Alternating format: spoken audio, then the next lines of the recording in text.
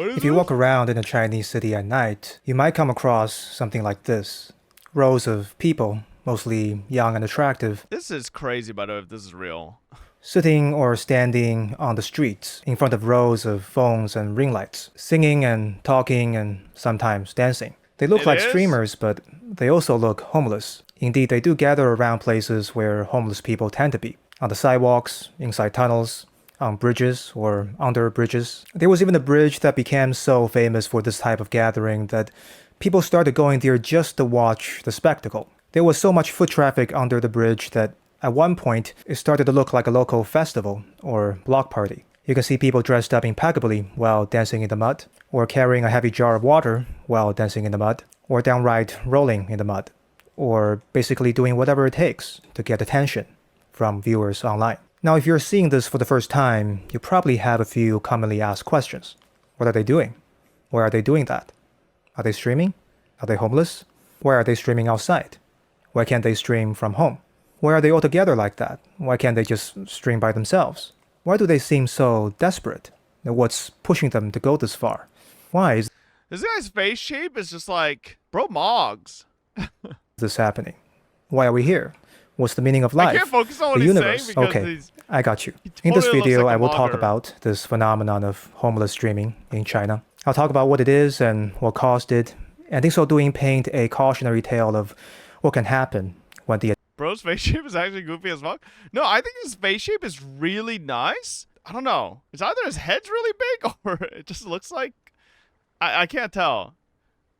attention economy goes too far. Now, like these streamers, I too am I'm a not content being a creator, so jackass. I feel a personal connection to their struggle. You might not be a His streamer fucking jawline or a is content creator, crazy, bro. and that's Look okay at that thing. because the lessons Damn. here are applicable across culture and geography and can be useful regardless of your particular domains of human endeavor. He So reminds join me me of the guy who as we dive got in mad at people for thinking to the he looks like rise the Minecraft of these homeless character. streamers. Now, first of all, yes, they are indeed streamers, but no, they're not know who I'm homeless, talking about, right? or at least not usually. So why are they out there on the street in the middle of the night? Well, they come out at night because nighttime just happens to be a peak time for streaming traffic in China. Most people would have finished work at that point and are now online seeking entertainment. So nighttime naturally has the most streamed viewers, and streamers in turn get online at night to capitalize on that. Many streamers also have day jobs and would only have time to stream at Dirt night. block In terms guy? of why I they think do it so, on the yeah. street, though, it's mostly because it makes for engaging content. You're probably seeing TikTok dancers do this, filming their content in public, sometimes to the annoyance of other people. TikTokers can and do film their content in private spaces, but there's something wait, that was interesting kinda about the clean. real world chaos. The cars and the cityscape and the social pressure of other people watching that can make the content more engaging to watch. And these Chinese streamers stream in public to capture some of that same engagement on their stream. Additionally, for some streamers, this is also an attempt to appeal to pity.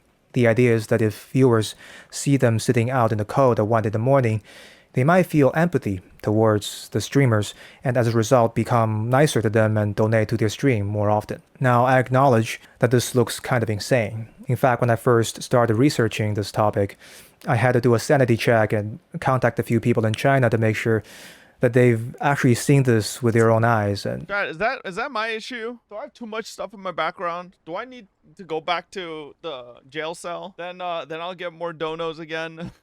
this is not just AI generated footage. And unfortunately, it is real.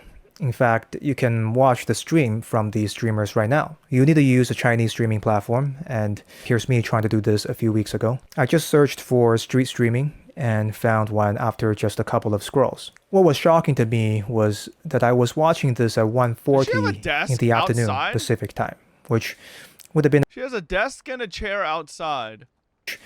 about 4, almost 5 o'clock in the morning in China. So this poor girl was on the street at basically 5 in the morning while it was kind of raining and streaming for the 46 people who were watching the stream. So the question is, why are they going this far? And sure, streaming outside might make for slightly better content, but compared to the comfort of streaming from home, what's pushing these streamers to go out in the cold in the middle of They the don't night? have a Now, home. first of all, there is a macroeconomic reason for this. After the COVID lockdown, China's economy has not rebounded as strongly as one would have hoped. The rate of unemployment is still relatively high, and Even those with jobs might not necessarily be able to afford the cost of living in major cities. Streaming, on the other hand, has a low barrier to entry. Basically, anyone with a phone and an internet connection can do it. So naturally, streaming becomes something many Chinese people do to supplement their income. According to CCTV, there were more than 15 million professional streamers in China by the end of 2023. That means roughly 1 in every 100 people in China were streamers. In other words, the streaming industry has become incredibly competitive. It's therefore a necessity for streamers to go the extra mile, to stand out in a sea of people making similar content if they want to make money. Making the effort to come out to the street is just one such example. But there are other factors that exaggerates this sense of desperation in streamers and push them to work harder. One of these factors is baked directly into the mechanics of Chinese streaming platforms, and it has to do with how Chinese streamers get paid. Now, many streaming platforms in the West, like Twitch and YouTube, have ad revenue sharing programs. Once streamers are qualified and accepted into the program, even if their viewers don't pay them, the streamers can still get paid from ad revenue. Chinese streaming platforms, on the other hand, don't have ad revenue sharing, or at least not yet at this time. So streamers' income has to come from the pocket of the viewers. That usually happens in one of two ways. First is straight up viewer donation. Viewers can tip the streamers directly through these virtual gifts. This is one of the most common ways for street streamers to monetize. The second way is live commerce, and this is basically infomercial but on streams. Streamers would talk about the product, and there will be a button at the bottom of the screen for viewers to buy. When that happens, the streamer receives a commission from the sales. Now, regardless of how it happens, the fact remains that streamers don't get paid unless viewers take money out of their own pocket and give it to them in one way or another. This creates an incentive, if ever so subtly, for streamers to be a bit more desperate. They seem more needy because they do need something from their viewers. Because of this, there were memes circulating on Chinese social media that compares these street streamers to beggars. Here's one such meme, and the top here says old school beggars, and the bottom says new age beggars. Now, I can see some resemblance, but to be fair, streamers do provide some form of entertainment.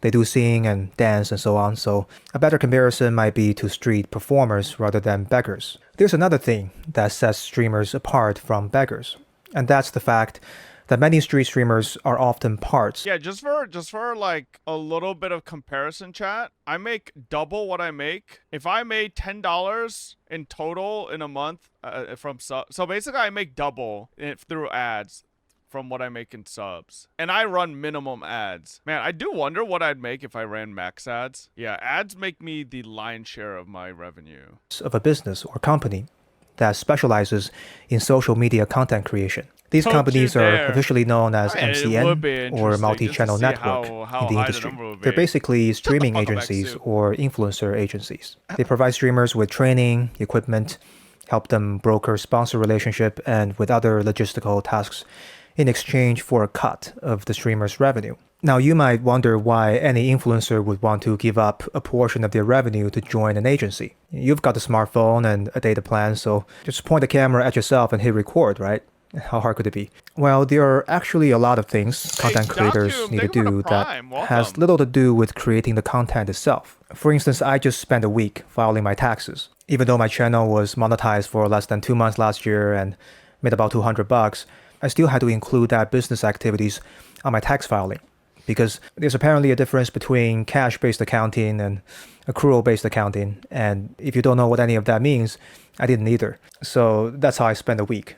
Thank you for asking. Now, no offense to the accountants out there, this is fascinating stuff, but as a content creator, it's probably more efficient and relevant for me to spend a week researching for this video topic instead of learning how to depreciate a capital asset at fair market value. The idea of a company taking care of these kind of things for me sounds like a great value proposition in theory, but in practice, joining an agency about. Now, what's happened to the Chinese content creation industry is something I'll call rat racification. That is not a real word, but I'm going to use it to refer to this process of transforming otherwise creative and productive pursuit into zero-sum hustle. Content creation was a cool thing initially. It was a venue for creatives to share their work, and people who resonated with them could start following them. It was sort of amateur and underground, and Asian parents had yet to agree that it was a real job. And then people started noticing how Asian parents still don't agree it's a real job. much money was in it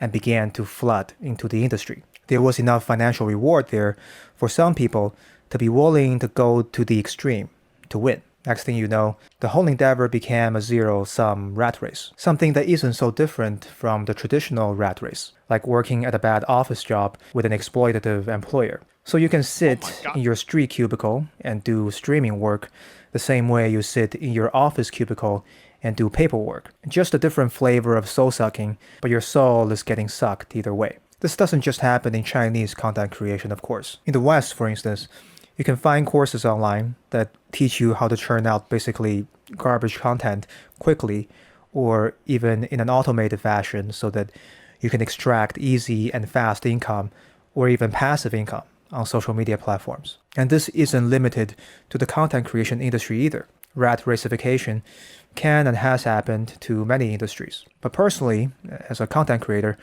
it is a shame for me to see the rat racification of my industry in real time and its effect on people. Since I started making content, I've made many YouTuber friends who have since quit making videos. Many of them have come to content creation with one expectation, and when that expectation wasn't met, they soon burnt out. Now, this is just a personal theory of mine, but I think the rat race is a choice to some degree. I believe that it's possible to not participate in the rat race, even if the industry one is in is rat racifying in real time. In other words, just because other people in my industry are rat racing out of control doesn't necessarily mean that I have to do it too. Alright, like, this is getting like philosophical. I don't really care examples about get that. rich race like this one, where a streamer figures out a path over time to create useful products and services and uses content as a way to find the people that can benefit from It's them. not ADHD. Now, this is not The topic he's talking about, like, what interested me on this was the topic of how it's occurring in China. But now he's just talking about content creation in general, which I don't really care. Yeah, my main thing was like, what the fuck's happening in China? That's not ADHD, motherfucker. That's like the topic is no longer interesting to me. I don't feel like this is just a China only thing though. Low key, I think post COVID, this is like across the world. Obviously, it might be a more so thing in China just because they have so many more people and ease of internet access over there. Yeah, and TikTok went mainstream, and then we had NPC, Meta, and that whole nonsense. Yeah.